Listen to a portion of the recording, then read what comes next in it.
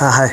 ಇವತ್ತಿನ ಒಂದು big boss ಎಪಿಸೋಡಲ್ಲಿ ಇನ್ನು 2 ಸ್ಪರ್ಧಿಗಳದ್ದು ವಿಶೇಷ ಇರುತ್ತೆ. ಒಂದು ಕಾವ್ಯ, ಇನ್ನೊಂದು ರಕ್ಷಿತಾ ಅವ್ರದ್ದು. ಸೊ ಕಾವ್ಯ ಅವರು ಒಂದು ಒಳ್ಳೆ ವಿಷಯನ ಇಟ್ಟಿರ್ತಾರೆ, ನಾನು ಕಳಪೆ ಆಗಬೇಕು ಅಂತ, ಅಂದರೆ ಜೈಲಿಗೆ ಹೋಗಬೇಕು ಅಂತ.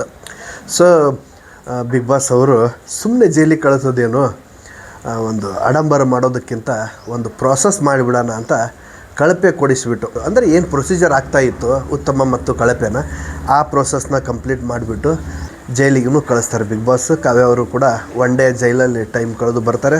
ಇನ್ನು ಕೊನೆಗೆ ಬರೋದೇ ರಕ್ಷಿತಾ ಅವರ ಸರದಿ. ರಕ್ಷಿತಾ ಅವರು ಏನು 3 ವಿಷ್ ಕೇಳಿರ್ತಾರೋ ಅದರಲ್ಲಿ ನಾವು ಕೂಡ ಹಿಂದಿನ ಸಂಚಿಕೆಯಲ್ಲಿ ತಿಳಿಸೋ ಪ್ರಯತ್ನ ಮಾಡಿದ್ವು. ಕರಾವಳಿ ಜನರ ಮೀನುಗಾರರ ಒಂದು ಸಮಸ್ಯೆನ ರಾಜ್ಯಾದ್ಯಂತ ಅಥವಾ ಸರ್ಕಾರದ ಮಟ್ಟಕ್ಕೆ ಗಮನಕ್ಕೆ ಬರಬೇಕಾದ್ರೆ ಬಿಗ್ ಬಾಸ್ ಅವರು ಅವ್ರನ್ನ ಮನೇಲಿ ಕರೆಸಿದರೆ ಒಳ್ಳೆಯದು ಅಂತ ನಾವು ಕೂಡ ಅಂದ್ಕೊಂಡಿದ್ದು. ಆದರೆ ಬಿಗ್ ಬಾಸ್ ಆ ಥರ ಕೆಲಸ ಮಾಡಲಿಲ್ಲ. ಹುಲಿ ವೇಷಧಾರಿಗಳನ್ನು, ಅಂದರೆ ಪ್ರೊಫೆಷ್ನಲ್ ಹುಲಿ ವೇಷಧಾರಿಗಳನ್ನು ಕರೆಸಿಬಿಟ್ಟು ನೃತ್ಯ ಮಾಡಿಸಿ ಕಳಿಸಿದರು. ಮೇ ಬಿ ನಾವು ಇಲ್ಲಿ ಅನ್ಕೋಬಹುದು, ಇದು ಒಂದು ಪ್ಯೂರ್ ಎಂಟರ್ಟೈನ್ಮೆಂಟ್, ಅಂದರೆ ಇದು ಒಂದು ಆಟ ಅಂತ ನಾವು ತಗೊಂಡಾಗ ಇಲ್ಲಿ ರಾಜಕಾರಣ ಬೆರೆಸೋದು ಬೇಡ.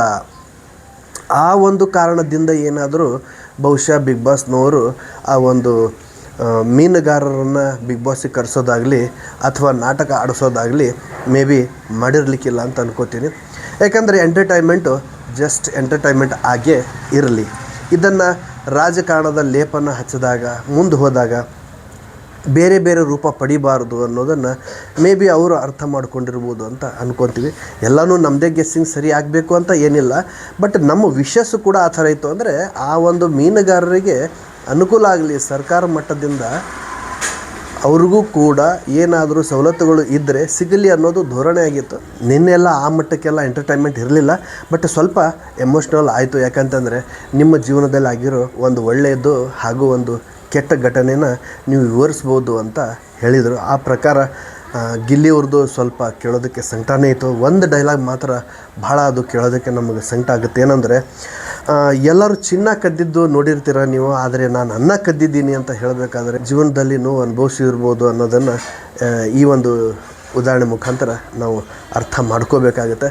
ಅದೇ ರೀತಿ ಬೇರೆಯವರು ಕೂಡ ತಮ್ಮ ಒಂದು ಒಳ್ಳೆಯದು ಒಂದು ಕೆಟ್ಟದ್ದನ್ನು ಹೇಳ್ಕೊಂಡಿದ್ದಾರೆ. ಅಶ್ವಿನಿ ಗೌಡ ಅವ್ರದ್ದು ಸಹ ಒಳ್ಳೆ ಎಮೋಷ್ನಲ್ ಫೀಲಿಂಗ್ ಇತ್ತು. ಬೇರೆಯವ್ರದ್ದು ಇಲ್ಲ ಅಂತಲ್ಲ, ಆದರೆ ಅವರು ಅದನ್ನು ಮೆಟ್ಟಿ ನಿಂತಿದ್ದಾರೆ. ಚಿಕ್ಕ ವಯಸ್ಸಿರೋ ಗಿಲ್ಲಿಯವರು ತಾವು ಅನುಭವಿಸಿದ್ದನ್ನು ಹೇಳಿದರೆ ವಯಸ್ಸಲ್ಲಿ ಹಿರಿಯರಾದಂಥ, ಅಂದರೆ ಗಿಲ್ಲಿಕ್ಕಿಂತ ಹಿರಿಯರಾದಂಥ ಅಶ್ವಿನಿ ಗೌಡ ಅವರು ಕೆಲವೊಂದಿಷ್ಟು ನೋವನ್ನು ಅನುಭವಿಸಿದ್ದಾರೆ. ಆ ನೋವನ್ನು ಹೇಳ್ಕೊಳ್ಳೋ ಪ್ರಯತ್ನ ಮಾಡಿದ್ದಾರೆ. ಅದು ಬಿಟ್ಟರೆ ಒಂದು ಫ್ಲೋ ಅಲ್ಲಿ ಹೋಗಿತ್ತು ಬಿಗ್ ಬಾಸ್. ಮತ್ತೆ ಸಿಗ್ತೀನಿ.